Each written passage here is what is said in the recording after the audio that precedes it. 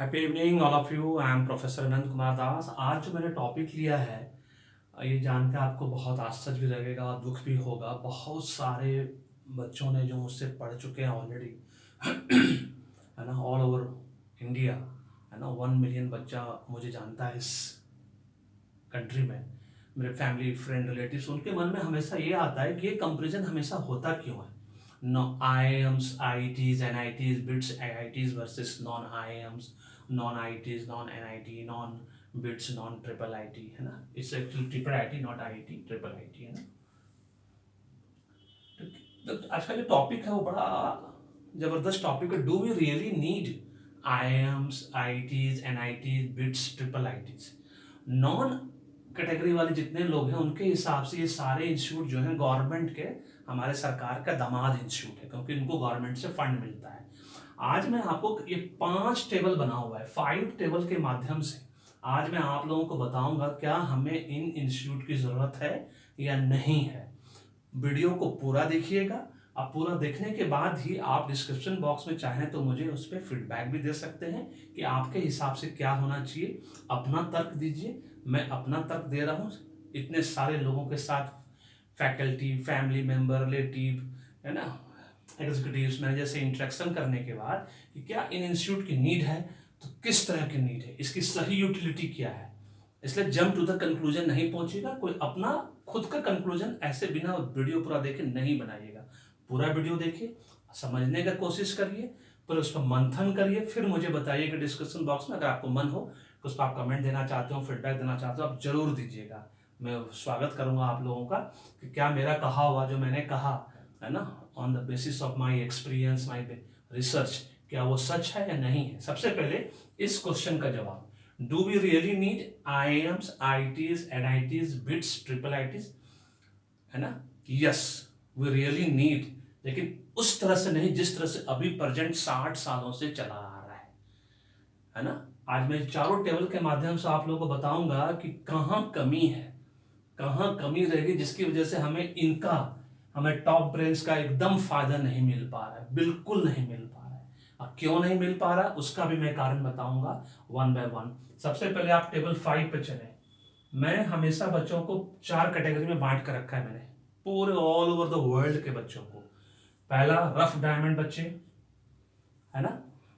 उसके बाद डायमंड बच्चे, उसके बाद पॉलिश डायमंड बच्चे, उसके बाद शाइनिंग डायमंड बच्चे।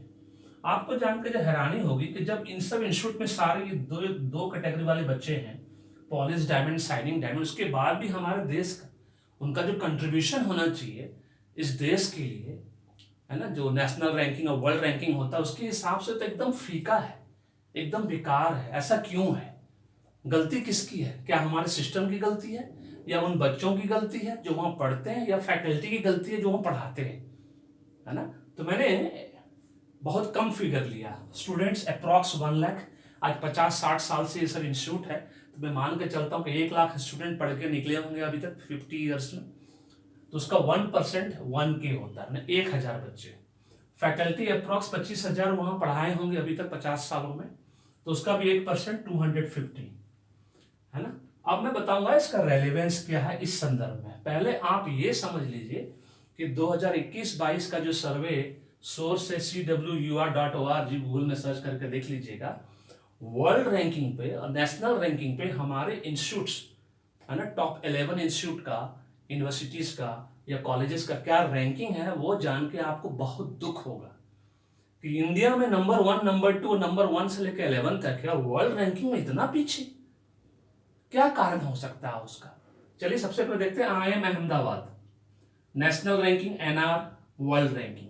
नेशनल रैंकिंग में 1 नंबर, वर्ल्ड रैंकिंग में 415, 415। ये कोई रैंकिंग ही नहीं है। रैंकिंग सिर्फ 100 तक ही मानी जाती है, उसके बाद रैंकिंग नहीं आती है। ये बात सबको मालूम है। जिस तरह से 100% होता है उसी तरह से रैंकिंग भी 100 के अंदर ही होनी चाहिए। इसका मतलब है वर्ल्ड रैंक पे हमारा IIM अहमदाबाद की कोई वैल्यू नहीं है। और हमारे देश में नंबर 1, जहाँ पे हमारे पॉलिश डायमंड और शाइनिंग डायमंड, 20% विद्यार्थी तो वहाँ शाइनिंग डायमंड है, उनको कुछ करने की जरूरत नहीं है। कुछ विद्यार्थी तो फैकल्टी से भी ज्यादा तेज होंगे पढ़ने में, है ना। मेरे बड़े भाई से मिलिए, आपको पता चल जाएगा, समझ में आ जाएगा। उन्होंने रॉस बिजनेस स्कूल से एमबीए करके रखा है, टॉप 6 बिजनेस स्कूल वर्ल्ड का उस जमाने में, है ना, आज से 15-20 साल पहले शायद। तो आपको समझ आ जाएगा इंटेलिजेंस क्या होता है। उनके गुरु हुआ करते थे उस वक्त सीके प्रल्हाद, जो मॉडर्न मैनेजमेंट गुरु कहलाते हैं, है ना। अब चलते हैं आईएम का one ranking, ISC Indian institute of science Bangalore, वो इंडिया में रैंकिंग है number 2, world ranking 459। TIFR Tata institute of fundamental research Mumbai, India में 3rd रैंकिंग, वर्ल्ड रैंकिंग 543। क्या हालत है देख लीजिए। IIT Chennai Indian institute of technology 4th ranking India में, वर्ल्ड में 557। IIT Mumbai 5th ranking India में, 567 वर्ल्ड में।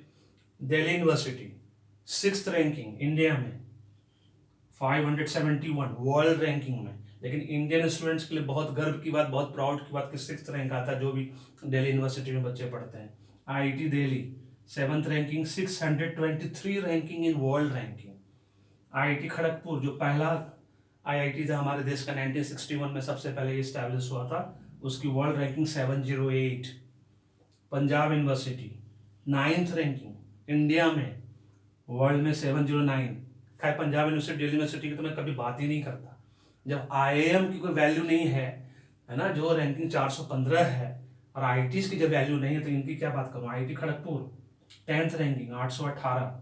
अब JNU Delhi 11th ranking 823 ranking world level पे। ऐसी स्थिति क्यों है, कभी सोचा आपने, कभी इस पर मंथन किया आप लोगों ने?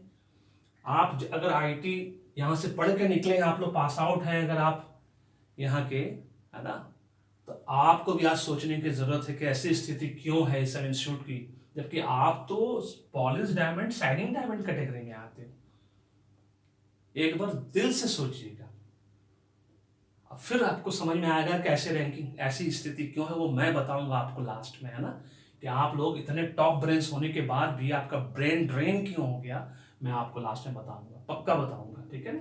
अब चलते हैं टेबल नंबर 2। टेबल नंबर 2 ये कहता है कि क्या socially, SPELT spelt, socially, politically, economically, legally, technologically, ethically, environmentally, ecologically, national level पे और वर्ल्ड लेवल पे 1% बच्चा भी है? गूगल सर्च में देख के देख लीजिए जरा, 1% भी। 1000 बच्चे का नाम दिखा दीजिए कि आप सोशली, पॉलिटिकली, वो नेशनल लेवल पे, वर्ल्ड रैंकिंग में या वर्ल्ड लेवल पे है, नेशनल इंटरनेशनल लेवल पे कहीं किसी का भी नाम दिखा दीजिए 1000 बच्चों का। आप गूगल से, मैंने 250 पेज सर्च मारा गूगल पेज में, मुझे 100 तक आते आते सब जगह खत्म हो जाता है, 50 से लेकर 100 तक मिलता है, उसको सब फिनिश। इसका मतलब 1% का भी 10th पार्ट। तो फिर इसका यूज क्या है, यूटिलिटी क्या है इस इंस्टीट्यूट का, जो गवर्नमेंट इतना फंड देती है, 250 करोड़ सबको मिलता है साल का, कम नहीं मिलता होगा, ज्यादा ही मिलता होगा, एक मैंने अनुमान लगाया, है ना। टेबल नंबर 2 में कोई भी 1000 बच्चा नहीं है, ना ही 250 फैकल्टी है। 1% में सिर्फ ले रहा हूँ, 5% लूंगा फिर तो बहुत बड़ा फिगर हो जाएगा, 10% लेंगे तो और बड़ा फिगर हो जाएगा। 1% का भी नाम कहीं भी इसमें नहीं आता है, नेशनल लेवल पे, इंटरनेशनल लेवल पे। हम टेबल 3 में चलते हैं, R&D में चलते हैं, रिसर्च एंड डेवलपमेंट में, इन्वेंशन, इनोवेशन, डिस्कवरी में, नेशनल लेवल पे, इंटरनेशनल लेवल पे कहीं भी 1% विद्यार्थियों का, फैकल्टी का नाम नहीं आता है। कहीं भी 1000 विद्यार्थी का नाम मैंने नहीं देखा है कि आपने इन्वेंशन, इनोवेशन, डिस्कवरी किया। हाँ, 20-25 लोगों का नाम आता है टॉप 25 में, 50 तक का नाम आता है। मैंने 250 पे सर्च किया है, फैकल्टी का नाम 250 फैकल्टी का कहीं नहीं, वहाँ भी 20, 25, 30 मिलते हैं, 40 मिलते हैं, सब खत्म हो जाता है। फिर इतना बड़ा इंस्टीट्यूट, इतना बड़ा पैसा इसमें इन्वेस्ट हो रहा है आज 50-60 सालों से, उसकी सही यूटिलिटी क्या है मैं बताऊंगा आपको लास्ट में। और आप अगर इसी इंस्टीट्यूट से पढ़े हैं, हम भी इसमें से एक इंस्टीट्यूट से पढ़े हैं, है ना, कंप्लीट, आगे नहीं बताना चाहूँगा, चलिए it's okay, I don't mind. बहुत कुछ होता है जीवन में, है ना। हमारे बड़े भाई तो खैर बहुत टॉप क्लास, जब उनसे मिलिएगा, कभी मिलिए तो पता चलेगा कि इंटेलिजेंस क्या होता है। आप लोग भी उसी कैटेगरी में हैं, है ना। यहाँ पे टेबल नंबर 4 में चलते हैं। एक भी इस इंस्टीट्यूट का एक भी फैकल्टी का कोई भी बुक्स इंटरनेशनल लेवल पे नहीं चलता है, एक आदमी खाली, CK प्रहलाद जी का, बस रॉस बिजनेस स्कूल में मॉडर्न मैनेजमेंट ग्रुप है ना, सिर्फ उनका चलता है।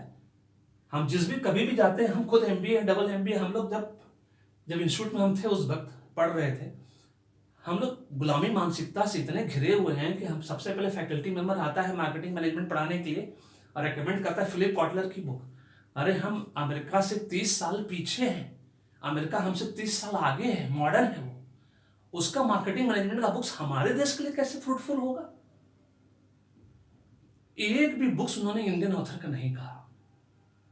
जबकि मैंने पापा से, अपने डैड से पूछ के, अपने पिताजी से पूछ के, सारे इंडियन ऑथर्स का, मेरे पापा टॉपर थे अपने जमाना के, MTech from Calcutta university 1960s के दौरान, 50-60s के आसपास, टॉप ब्रेन्स, उनसे मैं सब कुछ पूछ के करता था। He was my friend, philosopher, coach, mentor, guide for me, super duper brain. मैंने उनसे पूछा पापा ऐसा क्यों है, उन्होंने रीजन बताया। हम लोग गुलामी मानसिकता से आज तक बाहर नहीं। एक भी ऑथर हमारे देश का नहीं है इंटरनेशनल जिसकी बुक्स रिकमेंड की जाती हो किसी भी MBA इंस्टीट्यूट में या प्रोफेशनल इंस्टीट्यूट्स में, है कोई एक भी? हमारे यहाँ एक से एक ऑथर है, जबकि कभी इंडियन ऑथर का नाम नहीं लिया जाता, सब फॉरेन ऑथर्स। चाहे मार्केटिंग मैनेजमेंट पढ़िए, फाइनेंस मैनेजमेंट पढ़िए, प्रोडक्शन, सबका नाम फॉरेन ऑथर्स। एक भी फैकल्टी नेशनल इंटरनेशनल लेवल पे हमारा है, 10 को मिलेगा, बस 15 मिलेगा, क्या 1% है? मैं सिर्फ 1% की बात कर रहा हूँ। I am not talking about 10 numbers and 15 numbers, 1%। 1% का मतलब होता है 250 फैकल्टी के रूप में, 250 फैकल्टी 50 सालों में कम से कम। इस 50 सालों में 1 लाख स्टूडेंट में से 1000 स्टूडेंट क्या किसी भी लेवल पे, नेशनल इंटरनेशनल लेवल पे है? टीचर, कोई ट्रेनर, कोई एजुकेटर, कोई कोच, कोई मेंटोर, कोई हीलर, एक भी नोबेल प्राइज विनर हमारे देश का किसी भी टॉप इंस्टीट्यूट से नहीं है। आपको जान के दुख भी होगा, आश्चर्य भी होगा। सब हिंदुस्तान से पढ़ के गए, सिंपल वहां जाके फिर टॉप इंस्टीट्यूट में पढ़ा, रिसर्च किया और ये सब किया। हम मानते हैं इस बात को, हमारा देश गरीब देश था? नहीं, बिल्कुल नहीं था। हम गरीब कभी नहीं थे, हमें गरीब बनाया गया। ये बात आपको जान के हैरानी होगी कि हमारा कंट्री जो है ना ही डेवलप्ड है, ना ही डेवलपिंग है, ना ही अंडर डेवलप्ड है। India is A under managed country. हम अंडर मैनेज्ड हैं, हमारे पास ढेर सारा सोर्सेस है, लेकिन हमारे उन अयोग्य लोगों ने, जिनको इस देश का बागडोर संभालने के लिए दिया गया, वो अयोग्य थे। उनको नहीं पता था, नहीं, सब पता था, उसके बावजूद उन्होंने कुछ नहीं किया, जानबूझ के कुछ नहीं किया। क्या वो चाहते थे कि इस देश के लोग गरीब रहें? क्या वो राजा थे, उनको राज करना था, और राजा तभी राज कर सकता है जब जनता गरीब रहे। आज उसी का नतीजा है कि इतने टॉप ब्रेन्स होने के बाद भी हमारे पास, इतना टॉप ब्रेन, पॉलिश डायमंड और शाइनिंग डायमंड होने के बाद भी आज हमारी ऐसी स्थिति है कि 1000 बच्चे और 250 फैकल्टी, एक भी नेशनल इंटरनेशनल लेवल पे 20 मिलता है, 30 मिलता है, 40 तक जाता है, 50 तक जाता है, उसके बाद कहीं रैंकिंग नहीं है हमारा। ये सिर्फ इसी वजह से है क्योंकि हम अयोग्य हाथों में, आज 75 साल, अब तो 7-7 ईयर से बहुत अच्छे हाथों में चले गए हैं, उसके पहले बहुत हालत खराब थी हम लोगों की, है ना। अब जब यहाँ पे नोबेल प्राइज विनर तक नहीं है हमारे देश में, तो आप समझ सकते हैं कि हमारे देश क्या, do we really need? Yes, हमें चाहिए ऐसा। और ऐसा क्यों हुआ, कभी समझ में आया? मुझे रिसर्च करते करते अभी 2 साल पहले समझ में आया, जब कोरोना वैक्सीन का इजाद, डिस्कवरी हमारे देश के साइंटिस्ट ने किया, तब मुझे समझ में आया कि आज तक जितना भी वैक्सीन बना है, उसमें एक भी इंडियन का कंट्रीब्यूशन क्यों नहीं है। वो सिर्फ इसलिए नहीं है क्योंकि इंडियन ने सब कुछ बनाया था, लेकिन उसको कभी क्रेडिट नहीं दिया गया, वो सब बेच दिया गया बाहरी देशों के लोगों को, इसलिए आज तक हमारे नाम पे कुछ नहीं है। आज हल्दी का पेटेंट के लिए हम मार कर रहे हैं, मैंगो का पेटेंट के लिए, अल्फांसो मैंगो का पेटेंट के लिए हम लड़ रहे हैं अमेरिका से, क्योंकि वो लोग हमसे इतना एडवांस हैं कि गूगल सर्च में आप देखिए क्या नहीं मिलता, पूरा इंडिया का पूरा नक्शा हमको बताता है गूगल मैप। इसका मतलब उसकी सैटेलाइट कितनी पावरफुल है, उसको सब पता है कि हम कहाँ में हैं, तो हमसे पहले हमसे सब कुछ छीन लेता है। 75 साल के इतिहास में जितना भी डिस्कवरी, इन्वेंशन इस इंस्टीट्यूट के बच्चों ने किया या लोगों ने किया, फैकल्टी ने किया, वो सारा क्रेडिट चला गया बाहर, क्योंकि उन लोगों ने, जो हमारे राजा थे, हमारे ऊपर राज कर रहे थे, वो चाहते ही नहीं थे कि इंडिया के नाम पे कुछ जाए। अनफॉर्चुनेटली फॉर्चुनेटली जो कुछ थोड़ा बहुत बचा वो हमारे देश में अभी भी है। फर्स्ट टाइम मोदी जी के राज में, ऑनरेबल प्राइम मिनिस्टर के राज में कोरोना वैक्सीन बना, वो भी 8 महीने के अंदर। इसका मतलब हमारे इंडियन साइंटिस्ट में दम है कि वो किसी तरह का वैक्सीन बना सकते हैं। और चूंकि वो योग्य हाथों से में है अभी देश हमारा, इसकी वजह से इसका क्रेडिट बाहर नहीं गया, बाहर के देशों को नहीं गया। नहीं तो नासा में 30-40% इंडियन काम करते हैं। कहाँ से काम करते हैं? यही इंस्टीट्यूट से है ना इंडियन सारे। और अमेरिका एक से रिसर्च डेवलपमेंट किए जा रहा है। सारा ब्रेन ड्रेन हो गया है, सारा ब्रेन हमारा उन्होंने ले लिया। क्यों? तो हमारे देश में रिसर्च फैसिलिटी नहीं है। हम अपना जीडीपी का बजट का रिसर्च एंड डेवलपमेंट पे खर्च नहीं करते हैं। इसका मतलब क्या है? कमी बच्चों में नहीं है। They are brilliant, they are super, bravo, they are polish diamond, shining diamond. मैं तो सिर्फ 2 ही कैटेगरी में उनको रखता हूँ। वो तो कंप्लीट क्रीम है। जब क्रीम को लेंगे तो क्रीम ही निकलेगा। बहुत पुरानी कहावत है, गार्बेज इन गार्बेज आउट। कचरा लोगो तो कचरा निकलेगा ना, जब क्रीम लोगो तो क्रीम ही निकलेगा। वो तो टोन मिल्क भी नहीं है, सिंपल क्रीम है। क्रीम से क्रीम ही निकलता है। तो गलती बच्चों की नहीं है, गलती हमारे सिस्टम में है। आज 75 साल के इतिहास में सिर्फ 2014 जब से हमारे ऑनरेबल प्राइम मिनिस्टर आए हैं मोदी जी, उसको छोड़ दीजिए उस 7-10 ईयर्स को, उसके पहले क्या हालत थी हमारे देश में। ये हमारे complete fault of the system. और एक व्यक्ति 7 ईयर से कोशिश कर रहा है तो देखिए क्या हाल है। एक शेर है ना, कोशिश कर रहा है। बोलते ना, हाथी चले बाजार कुत्ता भौंके हजार। लेकिन वो इतने सारे खुजली वाले कुत्ते एक हाथी के पीछे पड़े हुए हैं, तो उस हाथी बेचारे का क्या होगा। एक आदमी के ईमानदार होने से कुछ नहीं होता है, क्योंकि उनके कैबिनेट में भी 80% लोग बेईमान हैं। वो भी राजा जैसा राज करना चाहते हैं। उनको भी नहीं मतलब है इन सब चीज़ों से कि हमारा देश तरक्की करे, हमारे देश का नाम हो इन्वेंशन में, इनोवेशन, डिस्कवरी में। Made in India, invent in India, innovate in India. Modi ji कितना कोशिश कर रहे हैं, लेकिन जब तक वो सत्ता में तभी तक, उसके बाद तो ये do we really need? Yes we need, लेकिन इनका सही यूटिलाइजेशन होना चाहिए। इनका सही यूटिलाइजेशन क्या होगा कि जब हमारे देश के टॉप ब्रेन्स सबसे पहले हमारे 6.5 लाख विलेजेस पे ध्यान देंगे। यहाँ तो अभी सब पैकेज पे ध्यान देते हैं। 80% को तो पैकेज अच्छा मिल गया, पैकेज सीटीसी मिल गया, निकल गए बाहर, विदेश निकल गए, क्योंकि हमारे यहाँ वो फैसिलिटी नहीं है। हमारे ऑनरेबल प्राइम मिनिस्टर से रिक्वेस्ट है कि उनको यहाँ ऐसा पैकेज दीजिए जो बाहर में मिलता है। सारे बच्चे हमारे यहाँ रुक जाएंगे और फिर उनसे आप वो काम ले सकते हैं, यूटिलिटी उनकी हो सकती है। क्योंकि हमारे ऑनरेबल प्राइम मिनिस्टर ने एक बार इंटरव्यू में कहा था कि अमिताभ बच्चन जी का सही यूटिलाइज क्या कर सकते हैं। उन्होंने गुजरात टूरिज्म के लिए उनको यूज़ किया, प्रोडक्ट बेचने के लिए यूज़ नहीं किया। क्योंकि एक बड़े आदमी का क्या ये होता है, वैल्यू होता है, वो समझ में आता है एक आदमी को जिसके पास विजन है। उसी तरह से आप लोग टॉप ब्रेन्स हो,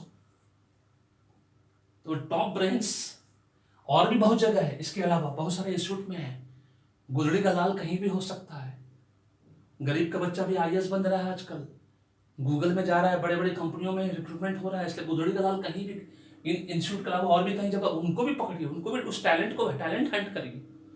इसलिए गलती आपकी नहीं है, गलती हमारे सिस्टम की है कि अयोग्य हाथों में था हमारा सिस्टम। अब योग्य हाथों में आया है और मुझे पूरा विश्वास है कि अगर ये योग्य हाथों में अगले 20 साल तक रह गया, ये सारी रैंकिंग चेंज हो जाएगी। ये वाली पहले, सबसे पहले हम 1 रैंकिंग नेशनल लेवल पे भी रहेंगे और इंटरनेशनल लेवल पे भी 1 रैंकिंग में रहेंगे। ये हमें प्राप्त करना है। और हमारा बुक्स हमारे ऑथर के द्वारा लिखा गया, उनके करिकुलम में भी वैसे ही इंट्रोड्यूस होना चाहिए जैसे उनका लिखा हुआ बुक्स हमारे करिकुलम में चलता है। वो अचीवमेंट जिस दिन होगा तब हम समझेंगे कि हमारा जो ब्रेन है सही में ब्रेन गेन हो रहा है, ब्रेन ड्रेन नहीं हो रहा है। इसलिए हमें इसकी ज़रूरत है। जिस दिन हमारा 6.5 लाख विलेज डेवलप हो गया, क्योंकि इंडिया अंडर मैनेज्ड है, और जिस दिन हमारे इस टॉप ब्रेन्स ने उसको पहचान लिया कि हमारे सोर्सेस को कैसे यूज़ किया जाएगा, उसकी सही यूटिलिटी क्या है, हमारा कंट्री नंबर 1। हम तो मैंने बनाया है वीडियो, आप लोग जरूर देखिएगा। 5 साल के अंदर हमारा कंट्री नंबर 1 कंट्री हो सकता है वर्ल्ड का। मैंने उसमें तरीका भी बताया है। उस तरीके को अगर हमने फॉलो किया और इन बच्चों के माध्यम से अगर आपने उसको फॉलो करवाया तो आप देखिएगा हमारा कंट्री 5 साल के अंदर नंबर 1 हो जाएगा। फैक्ट्स है, ये मिथ नहीं है। मिथ का मतलब है मानो या ना मानो, ये फैक्ट्स है। और ये हमारे टॉप ब्रेन्स इस इंस्टीट्यूट और इसके अलावा और सब इंस्टीट्यूट में भी गुदड़ी का लाल जहाँ पड़े हुए हैं, ताकि ब्रेन गेन वाला मतलब इंटेलिजेंस को कोई नहीं रोक सकता, कहीं भी हो सकता, किसी भी लेवल पे हो सकता है, उसको सिर्फ पहचानने की जरूरत है। अगर आपको लगा कि मेरा लॉजिक सही है तो आप इस वीडियो को जरूर लाइक करना, सबके साथ शेयर करना, और मेरे चैनल को सब्सक्राइब करना नहीं भूलना, सो दैट नोटिफिकेशन आपको मिलता रहे और मुझे मोटिवेशन मिलता रहे अच्छे अच्छे वीडियो बनाने का। Thank you so much. May God bless you. The happy beginning.